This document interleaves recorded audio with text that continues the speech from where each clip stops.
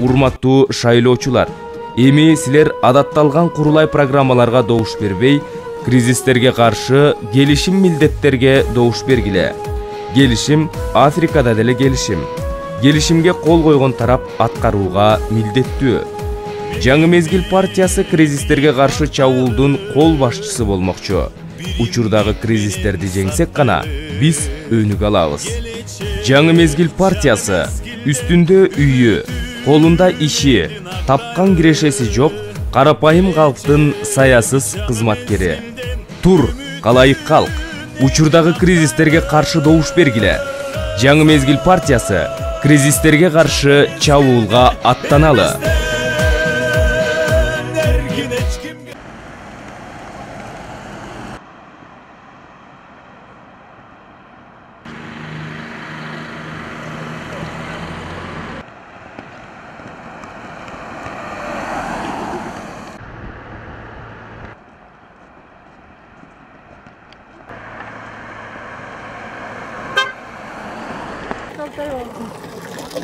Тигизбей кәрі.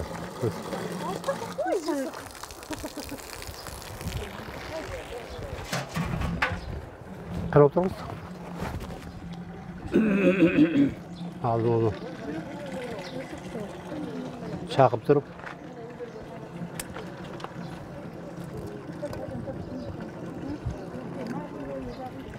Ештік албайды. Май қойып болса қайра жақсы пышады. Так, мына Кыргызстанда bir жылда 300 күн чайты ачык болуп турат. 2 ай күн бүркөлүп, жаан-чачын, кар, ар кандай нерсе түшүп турат да. Осы себептен биз башка мамлекеттерге, башка өлкөлөргө караганда деңиз деңгээлине бийираак туруп, күнгө жакын турабыз. Биздин ата-бабалар эзелтеден бери күн балдары деп аталышкан, аталып келишкен да. Эмне себептен күн балдары деген атакка конушкан. Себеби дегенде алар табияттын тилин 5 банжасында билип, табияттын биларманы болушуп, табияттын сактысы болушуп, жер аралап, эркин көчүп жүрүшкөндө, мына биздин ата-бабалар адамзатка экологиялык эталон болуп жүрүшкөн. Ошол эле немистерге, венгрлерге, Европага чейин эркин көчүп жүрүшкөн сый урмат менен. Аларды экологиялык эталону катары сый урмат менен тосуп алып, узатып жүрүп отурушканда, мына биздин ата-бабалар ким болгон? Адамзаттын экологиялык эталону болсо, биз бүгүнкү күндө көк түтүнгө тумчугуп, дүйнөнүн эң түтүндүү шаарын айланып, дүйнөгө шерменде болуп отурабыз да. Мына ушундай көрүнүштү биз түп тамырынан жоюу максатында жаңы мезгил саясий партиясы күн энергиясын толук кандуу жашоо турмушуга киргизүү максатында мындан 5 жыл мурда эле жумушчулар шаарчасында, рабочий городокто 1000 чарчы метр күн коллекторлорун ишке киргизип, Жал Кичи районунда 2000 чарчы метрди ишке киргизип 4 жылдан бери, Орто Сай айылында 1000 чарчы метрди 5 жылдан бери элибиз колдонуп, түтүндү азайтуу максатында ушундай иш-чараларды уюштуруп жүрөбүз. Жаңы мезгил саясий партиясы ушундай күн жылуулук коллекторлорун ар бир үйгө киргизүү максатында 60% арзандатуу демилгеси менен чыгып отурат. Ошо менен бирге турак жайлардын жылуулук изоляциясын камсыз кылуу максатында изоляция каражаттарындагы иш-чараларындагы 60% арзандатуу демилгеси менен чыгып отурат. Ошондо биз бүт элге бай дебейби, кедей дебейби, бардыгына бирдей шарт түзүп берип, Кыргызстаныбызды түтүндөн арылтып, бүгүнкү болуп аткан чыгашаларды төмөндөтүп, жашоо турмушубузду табияттын талаптарына шайкеш келтирип, ата-бабалардын улуу мурасына дал келишибиз керек. Ошол себептен азыркы шайлоочулар жөнөкөй курулай убадаларга жөн эле алданып жүрө бербей, жаңы мезгил партиясы келишим милдеттерин алып аткан партияга добуш берип, күн энергиясында кеңири жол ачып бергенге силер милдеттүү шарт түзгөнгө силер бизге тилектеш болуп, бизге колдоо көрсөтүп, жок деген добуш бересиңер деген терең ишеничтемин. Ал эми бул тарапта болсо күнөчөк.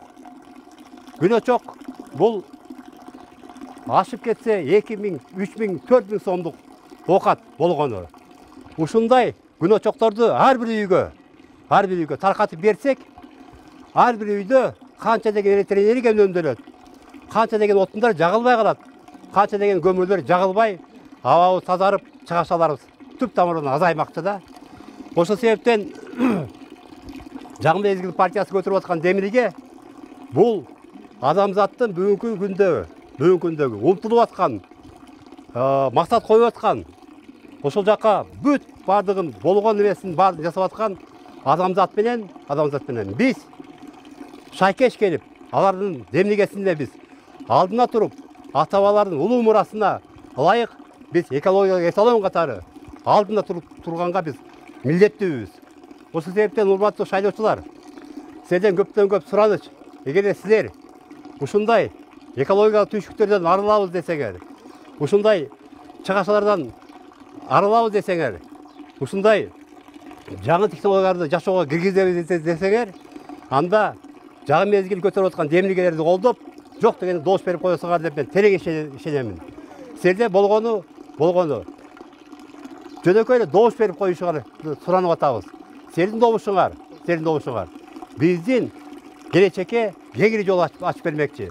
Биз ошол себептен Жаңы Мезгил партиясы курулай убада менен эмес, келишим милдеттерин моюнга алып, дал ушул иш-чараларды ишке киргизебиз деген ишенич менен шайлоого барып аткан убагыбыз.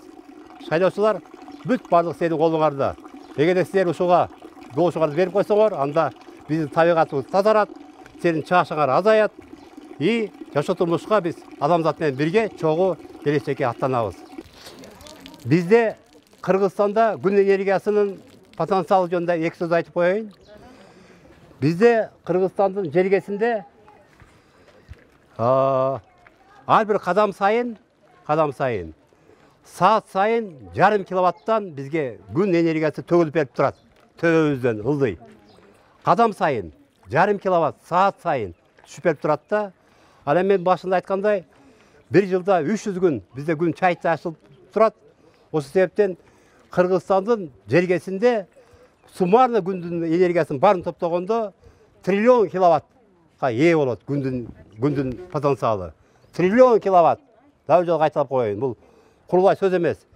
Ал эми биз бүт ГЭСтердин баардыгын кура турган болсок, ГЭС кура турган жерлерге, ылайыктуу жерлерге болгону ашып кетсе 50 миллиард киловаттты биз электр энергия ала алабыз суулардан. Ал эми Кыргызстан жергесинде триллион киловатт күндөн төгүлүп берип турат.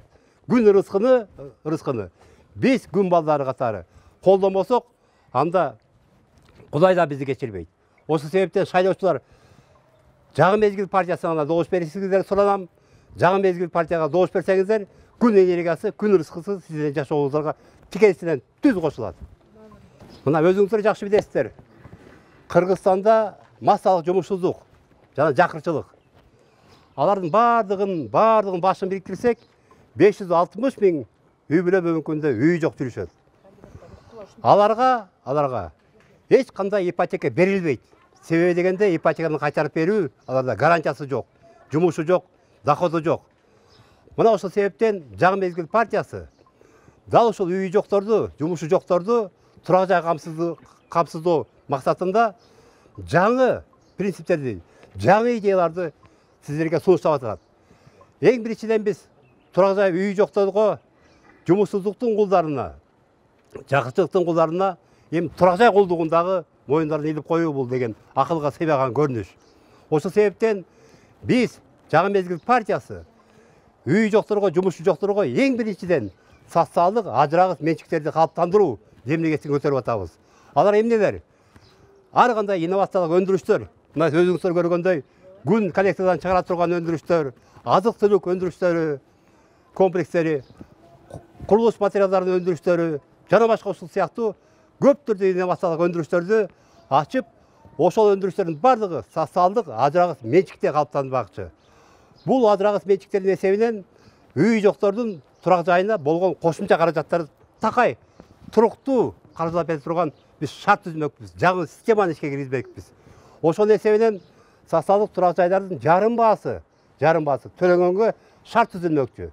Ал эми калган жарым баасын турак жайга муктаж болгон жаран өзү 10-15 жылдык мезгилде өзү төлөп турак жайга толук кандуу ээ болмокчу. Эгерде биз турак жайды бекерди берип кое турган болсок, бекер оокат аш болбойт дегендей, өртөнүп кетеби, суу каптап кетеби, ал баардыгы кайдыгер болуп тура берет. Себеби деген алга бекер түшүп калды. Ошол себептен жарым баасын өзү төлөйт, жарым баасын социалдык ажырагыс менчиктердин эсебинен жакынкы 10 жылдын ичинде каржыланмакчы. Бул дүйнөдөгү жаңы принцип. Бул дүйнөгө үлгү көрсөтө турган принципти биз жаңы мезгил партиясы сунуштап атат. Турак жай көйгөйү дүйнө жүзүндө эң өнүккөн Америкада да чечилген эмес. Себеби дегенде ал өлкөлөрдө болгон идеянын баардыгы акчага алып барып, акчанын күчү менен гана такап коюшкан, акчанын күчү менен гана чечебиз дешкен. Бизде Кыргызстан шартында акча деген дефицит, баардыгыбыз аны жакшы билебиз. Ошол себептен биз социалдык ажырагыс менчиктерди жалпы калыптандырганга жаңы принциптерди, жаңы идеяларды биз сунуштап шайлоочуларга астына чыгып аткан убагыбыз. Ошол себептен үстүндө үйү жоктор, колунда иши жоктор, жана жылуулук керектөөчүлөр баардыгыңыздар жалпы жаңы мезгил партиясында добуш берсеңиздер, жогоруда айткан көйгөйлөр баардыгы артта калат. Ушул принциптер, ушул идеялар 5 жылдык мөөнөткө эсептелген. 5 жылдын ичинде Бишкекте жашаган 150 миңден кем эмес үй бүлө турак жайлуу болуш керек. Ал эми Бишкектин айланасында жашаган жаңы улустарга жылуулук керектөөчүлөр, жана ошол эле көп атаптуу үйлөрдө жашаган жылуулук керектөөчүлөргө биз жогоруда айткандагы 60% льгота кылып, шартын түзүп, турак жайларын изоляциялап, баардыгын чыгашаларын азайтып, экологияга тикелей түз биз тазартканга шарт түзөбүз. Ошол себептен жаңы мезгил партиясынан башкага эч бир партияга добуш бергениңиздерди суранам. Себеби дегенде бүт башка партиялар баардыгы курулай декларация, курулай убадалар. Жаңы мезгил партиясы дабыл жолу кайталап коем, бул келишим милдеттерин күн муртан мойнуна алып, келишим милдеттери менен чыгып аткан убагы. Келишим милдети гана. Ушул айтылган сөздөрдү аткаруу үчүн кепилдик берет да, келишимден башка дүйнөдө бир да документ түзүп иштебейт. Ошол себептен жаңы мезгил партиясына добушуңарды аябай берип коюңуздар. Жашообузда болгон көйгөйлөрдүн баардыгын чогуу чечели, бирге чечели. Рахмат чоң. Мен Кашкарлык Бактыгүл Токтосуновна ушул жаңы мезгил саясий партиясында 15 жылдан бери мүчөмүн. Ушул биздин партиянын негизги максаты ушул көп кабаттуу үйлөрдү турак жай менен камсыздандырып, ушул карапайым элге жеткирүү максатында болуп атат.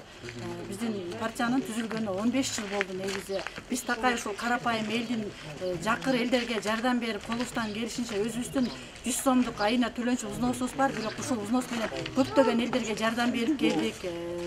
Дагы эле ушул элдерге жардам берүү максатында ушул шайлоого аттандык. Здравствуйте, меня зовут Кукумов Жомарт, я кандидат от партии «Жаңы мезгил». Хотелось бы рассказать вам о нашей партии. Самая основная деятельность нашей партии будет связана со строительством социального жилья. Планируется построить жилья на 20 тысяч семей. Хотелось бы отметить, что это жилье будет также доступно для людей с инвалидностью. То есть предусмотрено не только для незрячих, а также для колясочников и опорников. Еще хотелось бы отметить, что наша партия будет развивать тепличное хозяйство и внедрять солнечные батареи для получения альтернативной энергии. В связи с этим хотелось бы еще добавить, что это непростые обещания, и мы обязуемся строго выполнять все свои обязательства. И поэтому призываю вас проголосовать за нашу партию под номером 3.